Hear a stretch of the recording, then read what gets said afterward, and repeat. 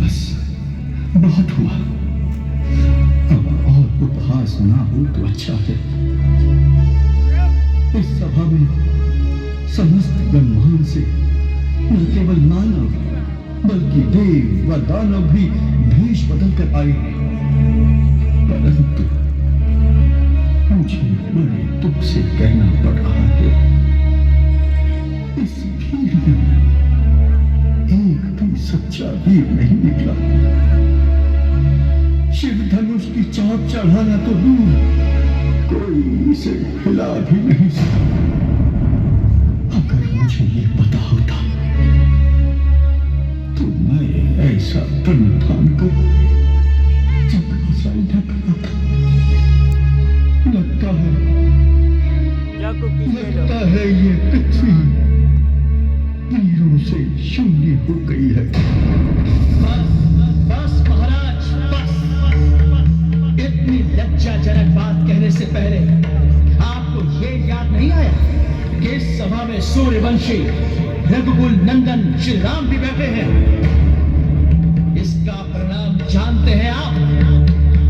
मुझे मेरे भैया के चरणों की सौगंध, मुझे वो अगर आज्ञा दे तो इस पुराने शिव धनुष की बात ही क्या, मैं पूरे ब्रह्मांड को गेंद की भांति उछालकर टुकड़े टुकड़े कर दूं। लक्ष्मण, मुझे क्षमा कीजिए भैया, मुझसे आपका अपमान नहीं सहा गया। मुझे आज्ञा दीजिए, मैं राजा जनक के अपमानजनक शब्दों का उत्तर दे सकूं। शांत लक्ष्मण, शांत। उठो राम, जनक की प्रतिज्ञा तोड़कर उनका संताप करो।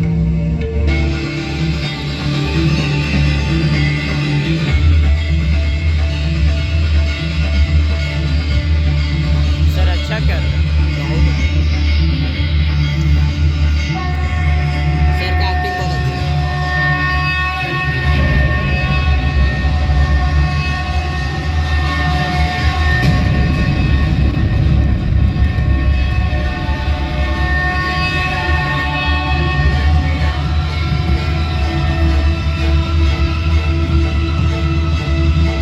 देखो हम लोग आ गए ना, फिर ही लोग कुछ नहीं बोल रहे, हम लोग को जा रहे तभी बोल रहे।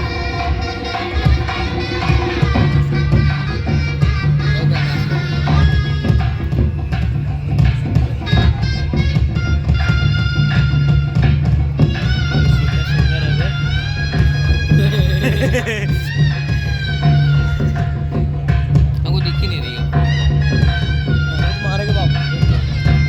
रे मौसी का छोड़ो अभी जानता नहीं, बच्चा है, छोड़ देते हैं बार तो हम आ जाएंगे अपने पे तो उसका घर में घुस के मार देगा वो लोग उसको। मजाक में ले रहा है, आदमी लोग को बोल देंगे तो घर में घुस के मारेगा। बाबूजी के सब डॉक्टरी निकल जाएगा। बच्चा है, सोच के छोड़ दे रहे हैं।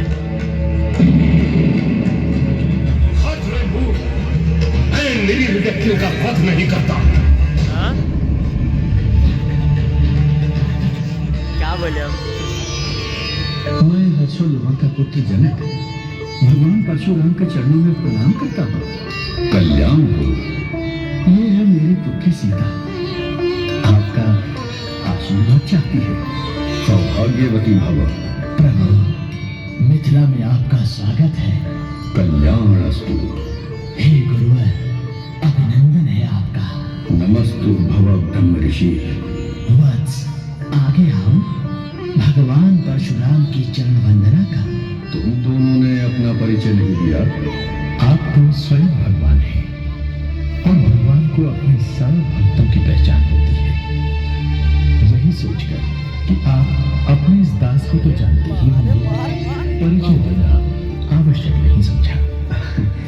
ये अयोध्या नरेश दशरथ के सुपुत्र और लक्ष्मण। भगवान, आप बड़े शुभ अवसर पर पधारे हैं। आइए, आसन ग्रहण कीजिए। मीठे वचनों से तुम मुझे बहला नहीं सकते मूर्खजनक। हम महेंद्र पर्वत पर तपस्या कर रहे थे कि शिव धनुष के टूटने की घोर ध्वनि का स्वर हमें सुनाई दिया। हम तो ये जानने आए हैं कि हमारे आराध्य शिव धनुष तोड़ने का दुस्साहस किसने किया है?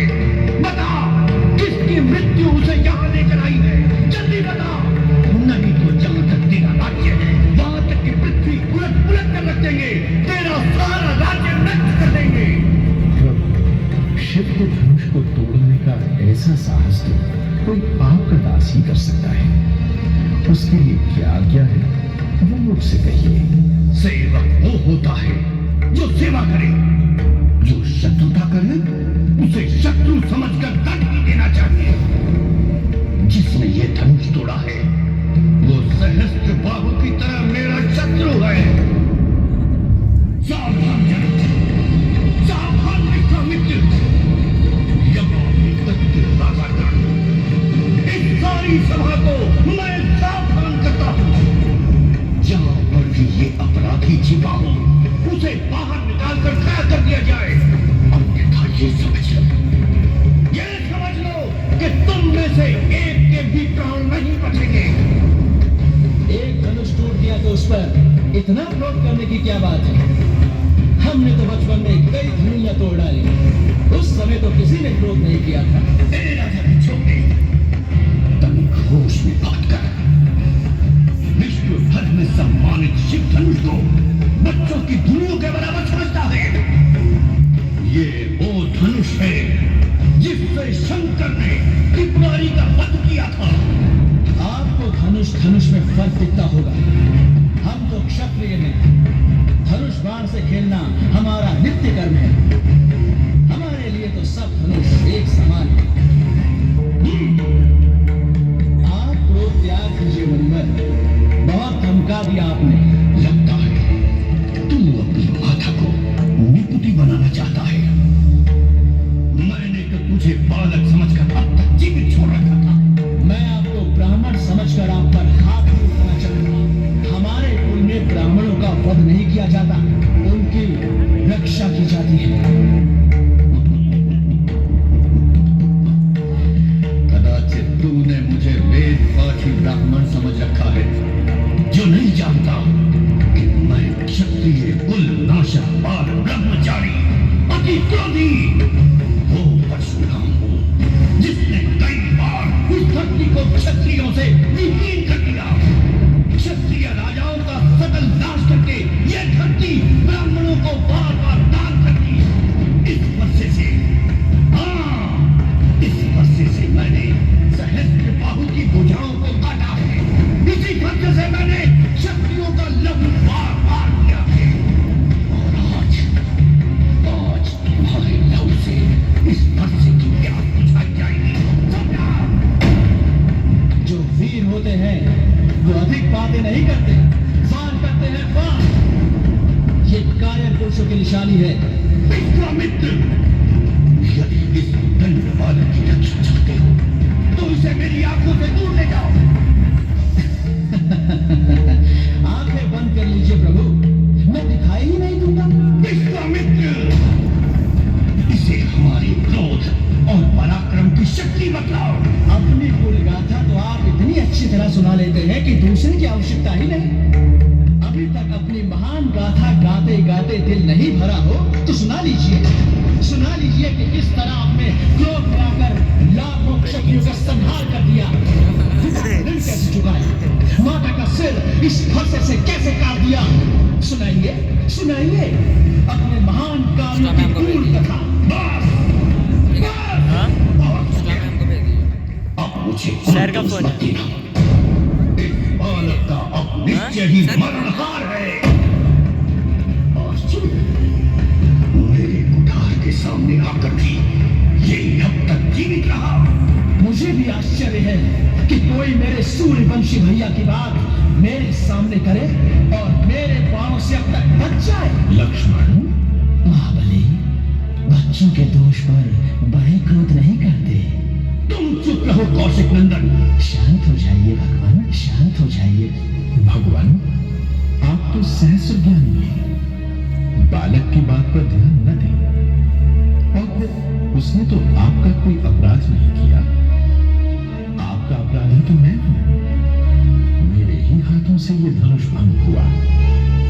यदि दंड देना ही मुझे दंड दीजिए, मुझे अपना दास समझकर कृपा कीजिए या क्रोध कीजिए या फिर मेरे प्राण लीजिए। जिस प्रकार भी आपका ये क्रोध शांत हो सके, मैं उपाय करने के लिए तैयार हूं। उधर तेरा छोटा भाई तेरी ही सम्मति से मुझे भड़काकर, मुझे क्रोध दिलाकर मेरा बल छीन रहा है, और इधर तू मुझसे हाथ जोड़कर क्षमा याचना कर रहा है। परंतु ये छल कपट और नहीं चल सकता। तुम समझते हो अपने आप को राम कहने से तुम परशुराम का भी सामना कर सकते हो, तो ठीक है, मेरे साथ युद्ध करो। प्रभु, अन्य कोई हमें ललकारे तो क्षत्रिय धर्म के अनुसार हम उससे अवश्य लड़ेंगे, चाहे स्वयं काल भी क्यों न हो। परंतु हम रघुवंशियों का ये भी धर्म है कि हम गौ, ब्राह्मण और स्त्री पर हाथ नहीं उठाते। ब्राह्मण हमारे लिए पूजनीय है और उनकी सेवा करना हमारा परम धर्म है। प्रभु और सेवक के बीच युद्ध कैसे हो सकता है? आपकी और हमारी बराबरी कैसे हो सकती है भगवान? मेरा तो छोटा सा नाम है राम, परंतु आपका परशु समेत परशुराम। आपने अपने राम को अब तक नहीं पहचाना, परंतु मैं तो आपकी प्रभुता को जानता हूं। आपसे हारने में भी मेरी जीत है। मुनिवर नारद से तुम्हारी शौर्य गाथा सुनी तो थी, पर मैं तो कर्मयोगी हूं, सुनी हुई बातों पर विश्वास नहीं करता। लो ये विष्णु का दिव्य धनुष, इसकी कृतज्ञता चढ़ाओ तो जानो। मेरे लिए आप गुरु वशिष्ठ और विश्वामित्र समपूज्य हैं। नाम की समानता से मेरा आपके प्रति जो आकर्षण था, आज दर्शन पा धन्य हुआ। ओम विश्वेभ्यो देवेभ्यो नमः। तुम्हारे शौर्य और विनय दोनों से मैं संतुष्ट हुआ। बस मेरा कर्तव्य पूर्ण हुआ। मैं अब संन्यास की मर्यादा में शेष जीवन व्यतीत करूंगा। हे ब्राह्मण श्रेष्ठ, क्या आप मुझसे अब भी रुष्ट हैं? नहीं बस।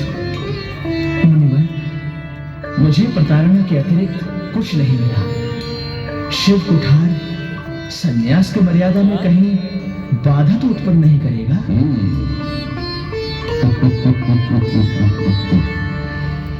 तेरी उग्रता क्षत्रियों के योग्य है।